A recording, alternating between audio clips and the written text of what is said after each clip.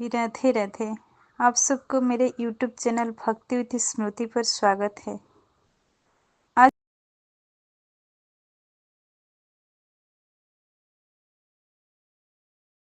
देखें, वीडियो अच्छा लगे तो चैनल को सब्सक्राइब करना ना भूलें। राधे राधे। इसके पीछे कारण है। एक गुरु जी के दो शिष्य थे। दोनों शिष्य बहुत पढ़े लिखे थे, समझदार थे। एक शिष्य की आदत जरा गंदी हो गई थी और एक शिष्य तो रोज सत्संग करता था। जहां कथा हो जाए दौड़कर पहुंच जाता, कथा भी सुनता, कीर्तन भी करता और मस्ती से अपना भगवत प्रेम बढ़ाता। एक तो सत्संग करता और दूसरा शिष्य जो था वो वैश्या के घर जाता था। वैश्या मुजरा करती थी ना, उसे बहुत अच्छा लगता था जब वो नाचती थी। बहुत सुंदर थी ना वो वैश्या, उसे देखने के लिए लोगों की भीड़ लग जाती थी।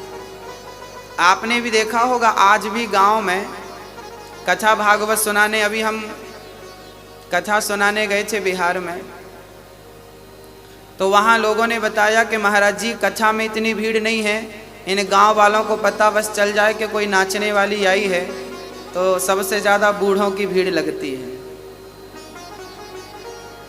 ये बूढ़े लोग ना पता नहीं क्या देखना चाहते हैं, इनकी आंखें बड़ी प्यासी हैं। बहुत गंभीरता से समझिएगा, ये जो आंखें हैं ना आपकी, शरीर पूरा होने को आया पर अभी तक देखने की इच्छा पूरी नहीं हुई। आज भी मुजरा देखने का मन कर रहा है, आज भी नाचने वाली को देखने का मन कर रहा है, आज भी सुंदरता पर मन लट्टू है। एक सुंदर स्त्री गुजर रही थी, किसी ने कहा वाह कितनी सुंदर है। हमने कहा पागल, तू इसकी सुंदरता के पीछे पड़ा है, अभी तूने सुंदरता देखी कहाँ है। जिस दिन मेरे बांके बिहारी की सुंदरता देखेगा ना, पागल हो जाएगा। ये दुनिया हमें तब तक ही अच्छी लगती है जब तक हमें भगवान का स्वाद नहीं मिल जाता, और मिलने की देर है, केवल देर है। एक शिष्य जाता वैश्या का नाच देखता, जबकि दूसरा शिष्य जाता तो वो कथा सुनता। एक दिन वैश्या के घर से लौट रहा था शिष्य, तो सिर्फ रास्ते में सोने से भरी एक पोटली प्राप्त हो गई। रास्ते में सोना मिल गया ढेर सारा। और ये सत्संग करने वाला जब अपने घर गया तो रास्ते में इसके पांव में एक लोहे की कील लग गई, और वो कील ऐसी लगी कि उसके पांव को फाड़ती हुई, हड्डी में चुभती हुई आर पार हो गई पांव में, पंजे में। अब वो लंगड़ाता हुआ गुरु जी के पास गया। गुरु जी, भगवान का न्याय कैसा है? मैं सत्संग करने जाता था तो मुझे कील लग गई, और वो वैश्या का मुजरा देखता था तो उसे सोना मिल गया। ये भगवान का निर्णय कैसा है? अरे वो गलत काम करता था तो उसे कील लगनी चाहिए थी, उसका नुकसान, पर आपने तो हमारा पांव उड़ा दिया। ये भगवान का निर्णय कैसा है?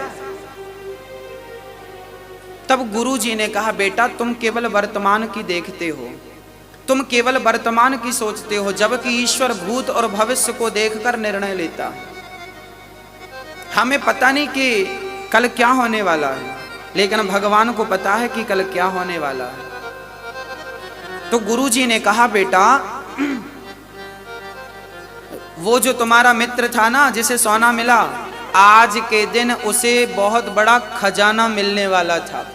आज के दिन वो राजा बनने वाला था, पर वैश्या का संग किया, समय का दुरुपयोग किया, उसका पुण्य क्षय हो गया।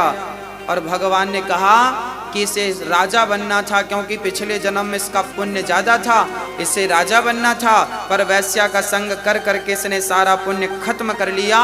इतने से सोने से इसे तसल्ली करनी पड़ेगी। और तुम्हें आज के दिन तुम्हें मौत आने वाली थी, आज तुम्हारे जीवन का अंतिम दिन था। पर तुम भगवान की कथा से जुड़े थे, कीर्तन और सत्संग से जुड़े थे, तो भगवान ने आपकी मृत्यु को एक लोहे की कील में तब्दील कर दिया। ये परमात्मा का निर्णय है जो सब समझ नहीं पाते, सबके बस की बात नहीं है। जीवन में जब दुख आए, जीवन में आपके, मैं आपसे बात कर रहा हूं, आपके जीवन में जब कोई भी दुख आए तो समझ लेना कि ये आपकी बहुत बड़ी, आप यदि ईश्वर से जुड़े हैं तो आपका बहुत बड़ा संकट परमात्मा ने छोटा सा करके निकाल दिया। बहुत बड़ा संकट, ईश्वर का धन्यवाद हमें देना चाहिए, ईश्वर का शुक्रिया अदा करना चाहिए।